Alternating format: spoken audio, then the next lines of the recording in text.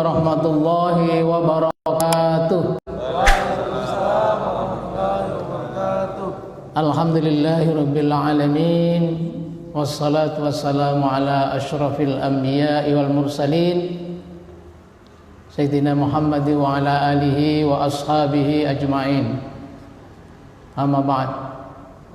Ma'asyiral muslimin wal muslimat, jamaah setia Tabasuhmu yang berbahagia, kita bersyukur kepada Allah, kita telah dibangunkan kembali ya.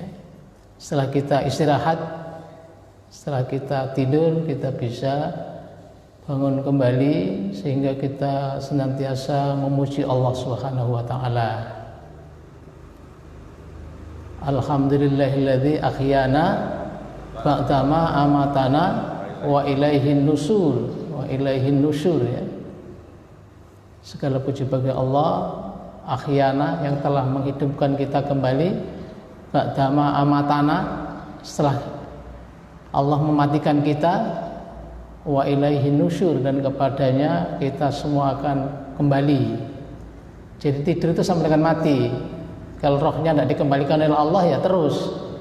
Ya maka kita memuji Allah, kita bisa hidup kembali segar di pagi hari. Dan yang paling utama, paling bagus ketika kita mulai kehidupan baru itu dengan kalamullah, dengan membaca Al-Quran, dengan ta'lim dan seterusnya. Itu yang paling bagus, paling dianjurkan bagi orang yang beriman. Pada kesempatan ini akan kita bahas hal yang menyuburkan iman.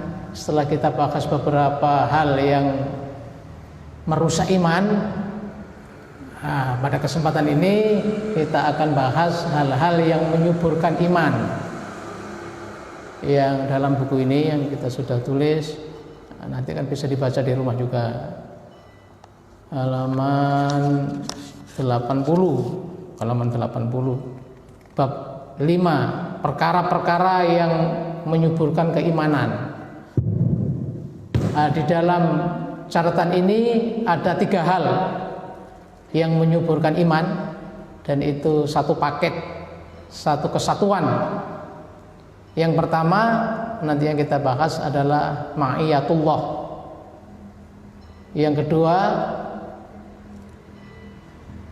muqarabatullah, dan yang ketiga taubat, atau bahasa Indonesianya tobat ya. Muraqabatullah, merasa diawasi Allah. Ma'iyatullah, merasa bersama Allah.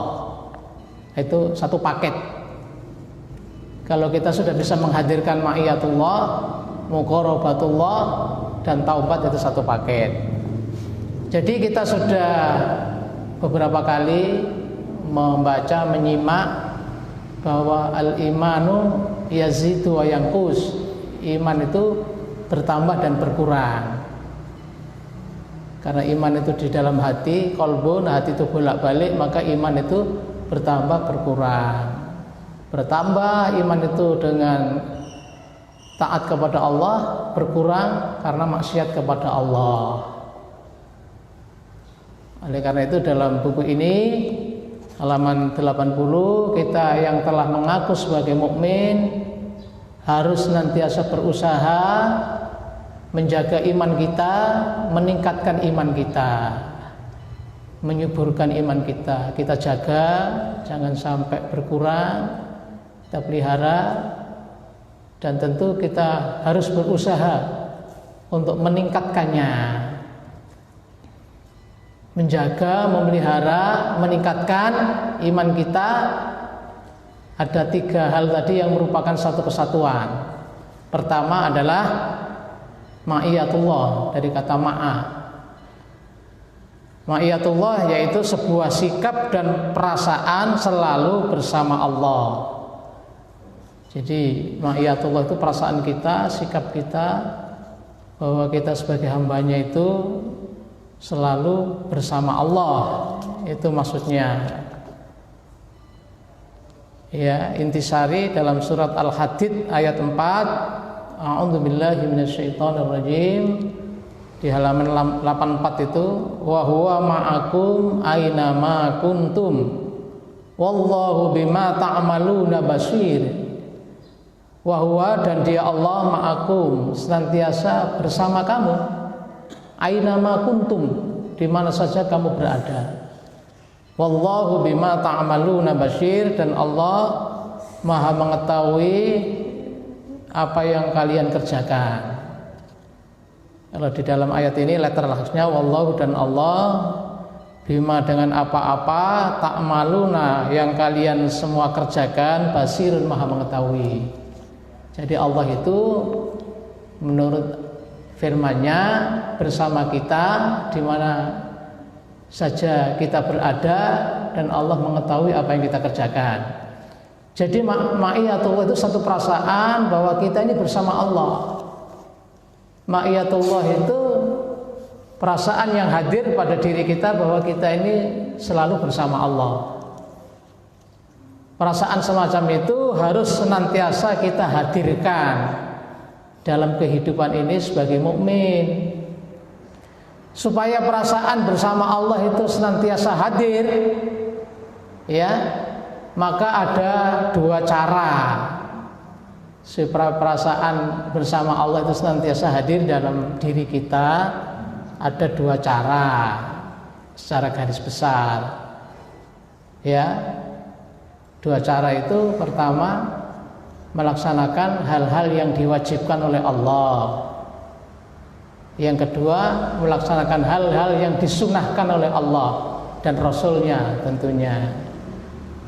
Jadi untuk menghadirkan perasaan bersama Allah, kita harus melakukan ibadah-ibadah yang diwajibkan dan ibadah-ibadah yang disunahkan. Sementara kita tahu bahwa ibadah itu ada dua dimensi. Ada ibadah ritual, ya, pendekatan kita kepada Allah, sering disebut dengan hablum minallah, ya, hubungan dengan Allah. Ada ibadah sosial, hablum minan nas, hubungan dengan sesama manusia. Jadi ibadah itu tidak hanya yang ritual saja, hablum minallah saja, tidak hanya sholat, puasa, zakat, haji, tidak hanya itu, tapi ada ibadah yang sosial, hablum minan nas, ya, menolong kepada sesama, membantu yang membutuhkan, mengingatkan yang lupa, itu juga ibadah. Yang lebih tinggi lagi amar ma'ruf, memerintah yang ma'ruf, bahkan yang lebih tinggi lagi nahi mungkar, kita mampu mencegah kemungkaran yang ada di sekitar kita, itu ibadah juga. Jadi untuk menghadirkan perasaan bahwa kita itu bersama Allah harus melalui ibadah-ibadah yang wajib, baik sosial maupun ritual, dan ibadah-ibadah yang sunnah. Jadi Rasulullah Sallallahu Alaihi Wasallam dan para nabi-nabi sebelumnya itu jelas, para nabi dan rasul itu diberi anugerah oleh Allah mempunyai perasaan ma'iyatullah, dan itu tentu tidak gratis, karena para nabi, para rasul sudah melakukan ibadah ritual maupun sosial yang tentu lebih tinggi daripada umatnya, ya, semua nabi. Maka Allah memberikan para nabi itu perasaan ma'iyatullah, bahwa perasaan bersama Allah itu hadir dengan dua cara tadi. Itu disebut dalam hadis Al-Bukhari. Ini di buku ini halaman 81, ya, sebuah hadis qudsi riwayat Bukhari. Al-Bukhari menyebut Allah berfirman, wa ma taqarraba ilayya 'abdi, ya, dan tidaklah mendekat kepadaku hambaku bisyai'in, dengan sesuatu, ahabba, yang lebih aku cintai, ilayya, kepadaku, mimaftaradaitu alaihi, terhadap apa-apa yang aku wajibkan atasnya. Jadi hambaku itu bisa mendekat kepadaku jika melaksanakan apa-apa yang telah aku wajibkan. Itu. Jadi untuk mendekat Allah itu melaksanakan sesuatu yang diwajibkan pertama. Jadi salah kalau perasaan kita mau dekat dengan Allah kemudian datang ke gunung semedi, ya, bersemedi di tempat yang jauh, ya, di gunung, di puncak gunung Tompotika sana, bersemedi, ya, berzikir di sana supaya dekat dengan Allah, salah. Itu tidak diperintahkan. Yang diperintahkan itu kita datang ke masjid, bukan ke gua atau ke gunung atau ke hutan. Sekarang ini kalau orang Islam itu ingin dekat dengan Allah, datangnya ke masjid, bukan ke gua-gua. Ya, datang ke masjid, ya, salat 5 waktu, laki-laki wajib ke masjid, kalau perempuan boleh di rumah. Ya, kemudian puasa Ramadan. Kalau sudah hartanya mencapai nisab dikeluarkan, sudah mencapai nisab dan haulnya sudah dimiliki 1 tahun dikeluarkan zakatnya, itu yang wajib. Kemudian kalau sudah mampu pergi haji, itu cara mendekatkan diri kepada Allah, bukan dengan cara yang aneh-aneh, ya. Jadi dengan cara melakukan ibadah yang disyariatkan oleh Allah, yang dicontohkan oleh Rasulullah. Ya, puasanya pun maksimal puasa sunnah itu ya puasa Daud. Ya, tidak boleh kita puasa di luar itu. Misalnya puasa 40 hari.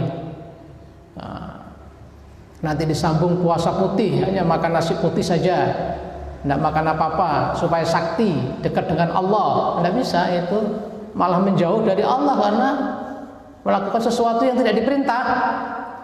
Ya, kalau orang Jawa itu ada lucu, katanya kalau ingin dekat Allah itu yang penting iling gitu. Jadi ada aliran kepercayaan, pokoknya duduk iling saja, ingat saja, tidak tahu siapa yang diingat. Kalau disuruh sholat tidak mau, nah itu tidak mendekat kepada Allah, malah menjauh karena melawan perintahnya. Hadis berikutnya, wa ma yazalu abdi yataqarrabu ilayya bin nawafili, dan selalu hambaku mendekat kepadaku dengan yang sunnah-sunnah. Jadi cara mendekat Allah itu yang wajib-wajib kita laksanakan, lalu yang sunnah-sunnah. Kalau ingin kita lebih dekat lagi, tidak cukup yang wajib saja, yang sunnah-sunnah. Puasa tidak cukup puasa Ramadan saja, tapi kita lakukan Senin Kamis, kan begitu. Supaya kita lebih dekat lagi, supaya kita hadir perasaan kita bersama Allah lagi. Ya, puasa abiyah, puasa mutih itu maksudnya di tengah bulan, 13, 14, 15. Puasa Asyura, ya tanggal 10 Muharram, puasa Arafah. Kemudian kalau kita belum cukup nisab harta kita sedekah, ya, meskipun dengan sebiji kurma, ya, kita sedekah. Kalau tidak bisa sedekah harta, ya dengan senyum, ya, tabassumukum shadaqatan, tabassumukum li akhikum shadaqatan. Kalau ketemu sesama muslim senyum, itu sedekah, ya. Kalau tidak punya uang senyum saja. Tapi jangan senyum sendiri, nanti wah ini aneh, ini ada orang senyum-senyum sendiri. Jadi itulah manusia. Manusia itu harus dengan manusia lain. Kalau senyum saja itu harus ada manusia lain, harus dibantu manusia lain. Senyum itu. Kalau tidak ada orang lalu senyum-senyum dengan tembok, wah, bahaya itu. Nah, itulah bahwa kita hidup ini menunjukkan kebersamaan. Apalagi kalau ngomong, ya harus ada lawan ngomongnya. Kalau dulu lawan ngomongnya itu di depan kita. Kalau sekarang ada penyakit, orang itu kena penyakit, berdekat-dekatan begini tidak pernah ngomong, tapi ngomong dengan yang jauh sana. Itu penyakit itu. Kita sesama muslim duduk bersama, tidak saling menyapa, pada pegang HP, ngomong di tempat yang jauh sana, kan aneh. Ada itu. Saya perhatikan ini orang ada acara pengajian mulai awal sampai akhir tidak mendengarkan. Tek-tek HP-nya, berkomunikasi di tempat yang jauh, padahal di situ ada orang ngomong tidak didengarkan. Itu penyakit apa? Itu ada istilah penyakitnya sekarang ini. Jadi suka yang jauh daripada yang dekat. Jadi setelah yang wajib kita usahakan yang sunat-sunat. Itu cara kita menghadirkan perasaan bersama Allah. Bahkan di hadis itu disebutkan kalau kita sudah melaksanakan yang wajib ditambah yang sunat, hatta uhibbahu, maka aku akan mencintai dia. Ya, fa idza ahbabtuhu, kalau aku sudah mencintai hambaku, kuntu sam'ahu alladzi yasma'u bihi, maka aku akan menjadi telinganya ketika dia mendengar. Maksudnya para ahli hadis, para ulama, kuntu sam'ahu alladzi yasma'u bihi, itu maksudnya Allah akan menjaga pendengaran kita ketika kita mendengar. Itu maksudnya. Jadi bukan Allah menjadi telinga kita, bukan. Jadi fa idza ahbabtuhu kuntu sam'ahu alladzi yasma'u bihi. Allah akan menjaga pendengaran kita. Jadi kalau kita sudah dekat dengan Allah, Allah itu memperingatkan, jangan mendengar yang itu, tidak bagus. Kita diingatkan oleh Allah. Karena kita masih muda, masih suka mendengar lagu-lagu, malam-malam ada show dangdut, atau jangan datang ke sana, kurang manfaatnya, itu dijaga. Akhirnya sudah niat datang, janjian dengan temannya dibatalkan. Aku nggak jadi nonton show di Bumi Mutiara, mau di rumah aja. Karena kita ini perempuan misalnya begitu, itu berarti pendengaran kita sudah dijaga oleh Allah, diselamatkan. Kalau nonton musik kan kurang manfaatnya, ya. Lebih baik mengaji, kan begitu. Berarti kita sudah hadir perasaan bersama Allah. Wa basaruhu alladzi yubsiru bi, ya, Allah akan menjaga penglihatan kita ketika kita melihat sesuatu yang buruk, ya, dijaga. Kalau yang masih muda-muda itu ada cewek cantik, dilihat sebentar saja, sudah dijaga oleh Allah, tidak boleh lama-lama melihatnya. Nanti kalau lama-lama jadi masalah, ya, dibayang-bayangkan jadi masalah. Jadi dijaga oleh Allah. Udah, tengok sebentar saja. Wa yadahu allati yabtusu biha, ya, Allah akan menjaga tangan kita ketika tangan kita gunakan, ya, untuk memukul, untuk bekerja. Wa rijlahu allati yamshi biha, Allah akan menjaga kaki kita ketika kita berjalan. Kalau kita sudah mendekatkan Allah dengan yang wajib-wajib, yang sunnah-sunnah, ya, kaki kita akan dijaga oleh Allah, ya, tangan kita dijaga oleh Allah. Kalau kita sebagai pejabat yang punya kewenangan untuk menulis angka-angka, misalnya kita mau rubah, kita mark up, ya, supaya kita dapat untung, dijaga oleh Allah. Jangan di mark up. Nah, itu nanti kamu dapat rezeki yang tidak baik. Dijaga oleh Allah tangan kita. Sebagai pedagang, nimbang mau dikurangi timbangannya. Timbangan sekarang kan rusak-rusak, nggak pernah kalau dulu kan ada lembaga meteorologi, ya, timbangan kan di tera. Sekarang timbangannya begini, bagaimana bisa nera? Timbangannya tidak di tera itu kan. Sehingga 8 on sudah bisa jadi 1 kilo. Karena pedagang bersama Allah, maka timbangannya di tera. Saking khawatirnya itu, supaya tidak dianggap mencuri timbangan, pedagang di tera. Kalau busuk, buahnya dibilang busuk, ya, jangan yang busuk ditaruh dalam, yang bagus-bagus di luar, nanti orang beli diambilkan, kan gitu toh. Jadi kalau pedagang itu sudah bersama Allah, ya, akan jujur, ya. Jadi apa saja, guru juga begitu, karena sudah bersama Allah, tidak mau telat-telat. Muridnya sudah di kelas rame nunggu, gurunya telat. Gitu kan. Jadi pegawai juga begitu, kalau sudah merasa bersama Allah, tidak mau datang lambat-lambat, tepat waktu, tidak mau pulang cepat-cepat. Jangan terbalik, masa datang sudah lambat, pulang mau telat lagi, wah kacau itu. Datangnya sudah lambat, pulangnya tidak mau telat, jadi datang lambat, pulang cepat, nah, itu keliru.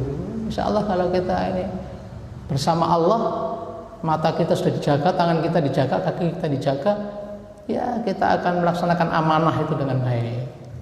Begitu, ya, maksudnya.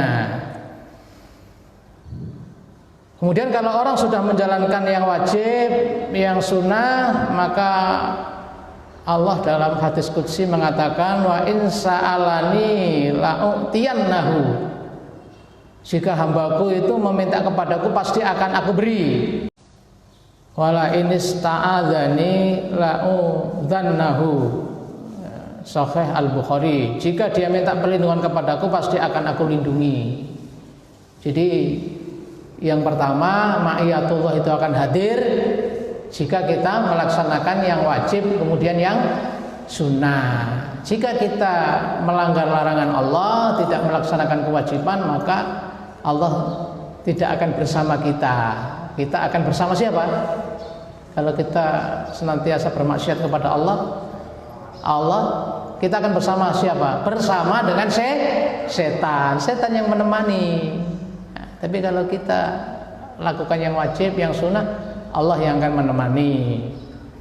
Ada hadis lagi dalam halaman 51, an Abi Hurairah qala Nabi sallallahu alaihi wasallam, Nabi bersabda, yaqulullahu ta'ala, Allah berfirman, ana intadhanni abdi, kata Allah, aku ini menurut persangkaan hambaku, ya, wa ana ma'ahu idza dzakarani, dan aku bersama hambaku ketika dia mengingatku. Jadi kalau kita senantiasa mengingat Allah, maka Allah akan bersama kita.